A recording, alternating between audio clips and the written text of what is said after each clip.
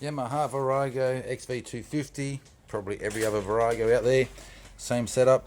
So I just wanted to show you, I've added a relay over here because I'm so sick of the battery going flat. I have no idea why it would go flat. It doesn't have a it doesn't have a control unit of sorts. You'd expect when the ignition is off that the bike is dead, like no power anywhere, but obviously the power drains. So what I've done is, now you've got the fuse that's here.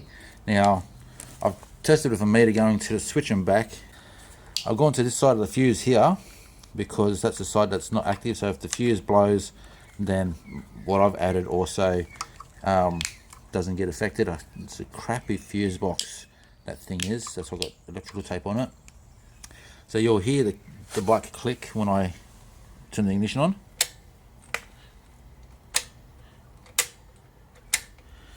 That's the relay. It was never that loud before. Kind of sounds like it's the ignition switch turning on and off, but it's extra loud now. Now hopefully give it a try, because I ride it like every second or third week. It's not a daily thing, so if I start the bike every day, not a problem, bike starts every day. Or if I start every week, no problem, the bike starts every week. It's when I just put it aside and then come back to it for a couple of weeks, 2-3 weeks later, I go to start the bike. If it's 2 weeks later, I've still got power on the bike, but she won't start. If it's 3 weeks later, there's no power there at all. No idea where it's getting drained from. So just wanted to show you. So you've got the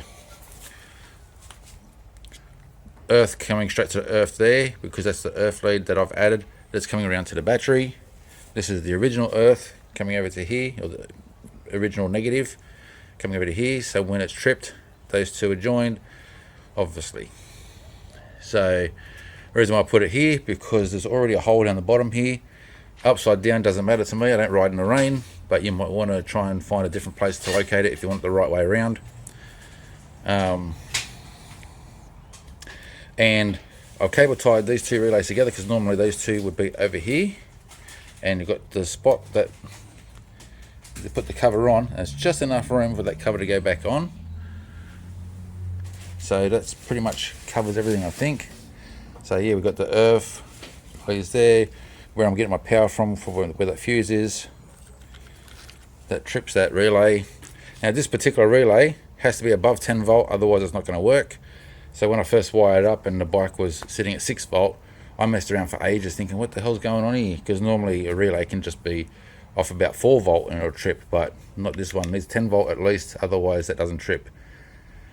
And I mean, like, if I really needed to in an emergency, I could just unbolt that there, move it over the one, and the bike's basically just running how it normally runs. So I'll just put this cover back on to show you. Okay, so cover's back on, and yeah, happy days.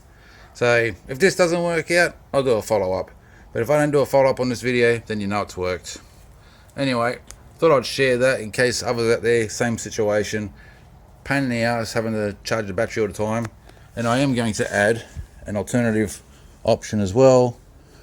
One of these guys here, I'm going to put that on later and stick it through the other side. So in the event of I actually do get a flat battery again, I don't have to pull the seat and everything apart. I can just take the cover off the other side, plug the battery charger in, and off I go. Cheers, guys.